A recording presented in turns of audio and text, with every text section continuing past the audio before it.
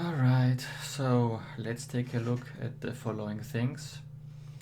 I have prepared this stuff here, a flex synthesizer, and then those effects.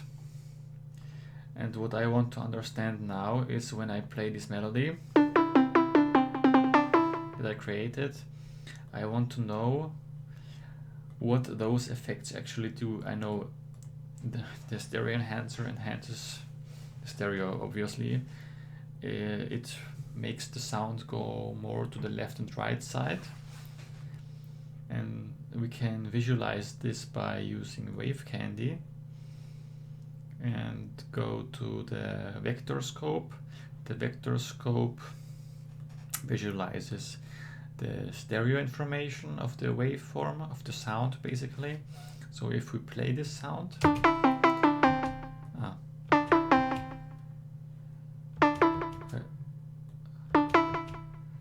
why doesn't it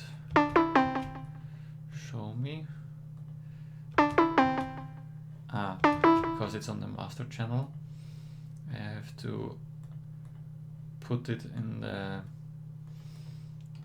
control by clicking Control L. You can put it into, wait, it's already in the first channel. What's happening in here? Okay, never mind. So I can take a look at the stereo behavior of the sound of this one. You can say, okay, this is a good sound. It's something. But normally in the mix, when you are mixing your track with other sounds, you want to stereo shape it normally. So in this video I want to show you the things that I understand, and maybe you can help me understand more by writing more comments. So let's take a look at this plugin, the stereo enhancer. So I activate it. Okay, I can return to the original state. And what I do now is, I can stereo shape it so it moves on the horizontal axis, or I can do it, merge it, and it will move. It will create a monotype kind of behavior. And okay, this is obvious. This is easy to understand. You can hear it with your spatial intelligence that it will move on this axis or it will move on this axis, but it will get more narrow. So that's not a big deal. The big deal, however, is this one, this offset thing that I don't fully understand. So let's play this real quickly and see how it affects my sound. So let's go all the way up down here. It will delay the phase by 500 milliseconds. What does this mean? So it will obviously play the right side first. When I play it, it will play the right side, and then it will play the left side. So it's like I don't fully understand it. It's like a mute type of thing that is going on. But why is it called phase? Because I have prepared something here. Because when the wave travels, so this is the time axis, this is the amplitude, and the wave will travel like this. And I initially thought that the phase offset is basically the position where the wave starts, but this is not correct. this is not correct, because the phase is the position how describes the position how the waveform is located on a certain axis. So I can open it with paint, very basic.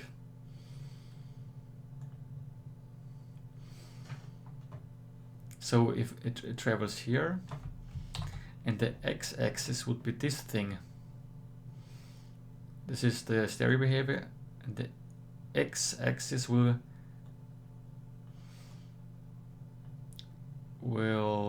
be on the same axis as the stereo, but it doesn't describe the stereo behavior. It describes how the waveform is positioned, how the waveform travels on a certain line. So if you know string theory, you will know that many things can be described through lines, and that the phase is one partial, is a partial of this whole thing. So you have to think in 4 dimensions. In this case, this would be the first dimension, time. Let's say time in this case is the first dimension. I know it's very complicated to understand even for me. That's why I do those videos, that I can learn something and that you can correct me if I'm wrong. Yeah. And then this would be the amplitude, the loudness, if you will. Then we have the stereo, which will be right. This would be left.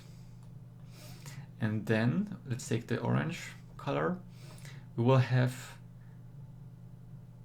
in this model that we can't see those waves. That's why we use models like this one. We will have an axis, another dimension, and in this dimension the phase describes how the waveform travels around those particular string. I call it string, but I'm not a scientist.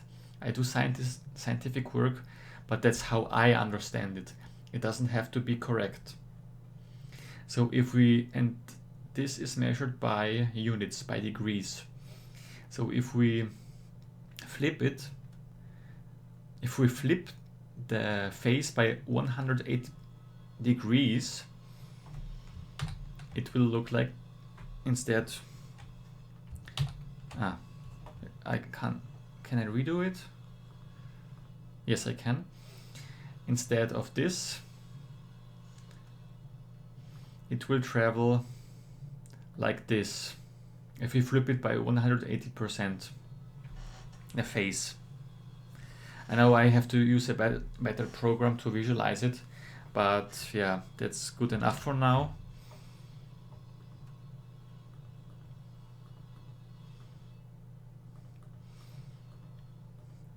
So this would be number 2, shifted by 180 degrees. And let's take a darker color, maybe a darker orange. And this would be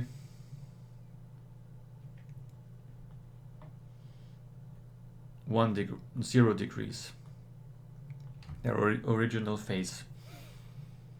So you can shift this by moving this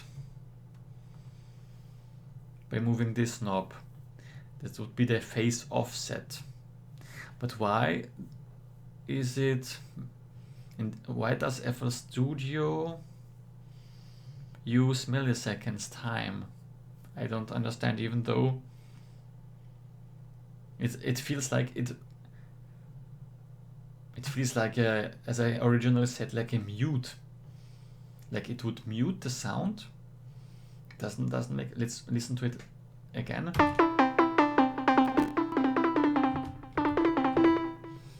let's listen only to the right channel.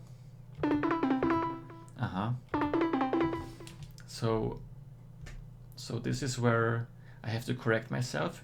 As you see, I'm constantly learning, so it does something at the beginning.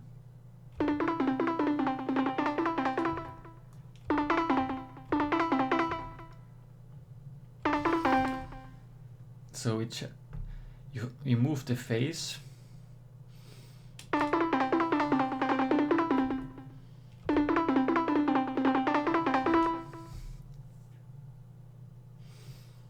And you move the phase to the right by 75 milliseconds.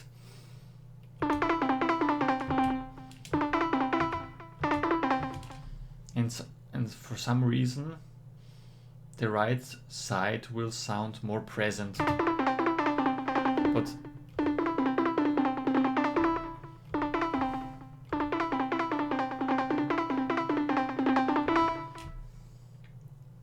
yeah, it's very hard to understand this. That's why I make this video, so you can help me out with this particular type of problem. So I think this is enough for now, because this is such a complicated topic. Stereo mixing is such a complicated topic. That's why I feel better when I make those videos, because you can help me understand it better. I know people, audio engineers, will use this technique if phase cancellation occurs. Like, let's say you have two waveforms and they cancel each other out. Like, they delete each other. You can feel it sometimes when you mix sounds, that something is off, something they eat each other, and so you can use this phase offset, this knob in this case. I don't take a closer look at those other plugins, because this would take too much time. So I will concentrate in this video only on this knob. And you move the phase, you move how this waveform is located on this axis,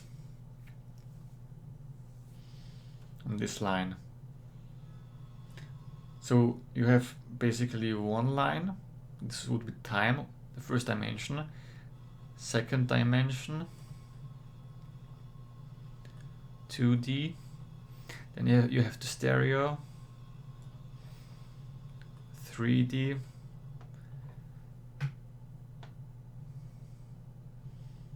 this would be first dimension, and then you have the fourth dimension, which would be the phase. So you have to, if you combine them together, you have to think like this. Goes and then it can go like this, and then you change the phase, and then it would go up, and then you change the phase, and then it suddenly goes down. So you manipulate the waveform. You manipulate basically how it's located on this X, on this line. And then when you have another sound that collides,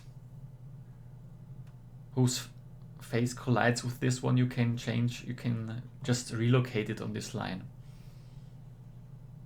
So this phase thing is like really hard to understand, as I said earlier.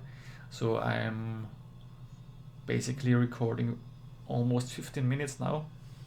So tell me what you think about this, because I don't know if I make music and I didn't know this stuff before.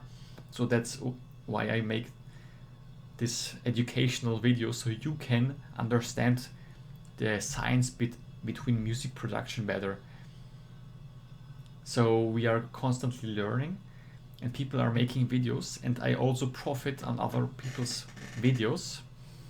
So I hope you can profit, you can have some benefit from it, from this content that you are seeing now, so that you can not only understand music production better, but also understand the science between this all things. So thank you for watching. I will quit now. I will prepare some food because I'm getting hungry, and I'll see you the next time. Bye.